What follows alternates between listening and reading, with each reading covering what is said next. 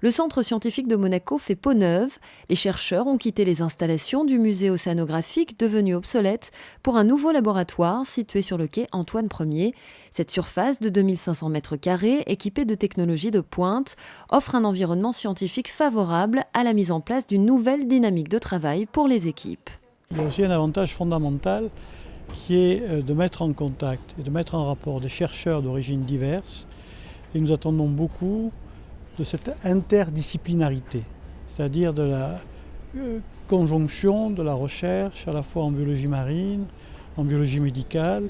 Je suis persuadé qu'il y aura des échanges extrêmement enrichissants pour les deux communautés, des biologistes marins et des biologistes médicaux, et on peut même espérer arriver à tirer des produits de la mer, des protéines à destinée médicale qui puissent avoir une action thérapeutique. Développer des partenariats, susciter l'intérêt des laboratoires font partie des ambitions du Centre scientifique de Monaco qui se classe au 8e rang mondial en nombre de publications sur les coraux.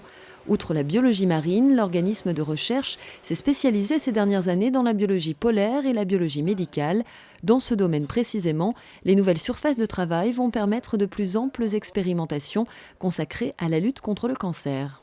Ces locaux possèdent une salle de culture pour des cellules tumorales dédiées, qui est très performante, très bien équipée, qui nous permettent non seulement de propager des cellules en culture qui sont connues depuis de nombreuses années, mais également, et c'est ça le challenge, c'est d'essayer de récupérer des cellules tumorales de tumeurs de patients fraîchement prélevées pour essayer de comprendre pourquoi les traitements ont échoué.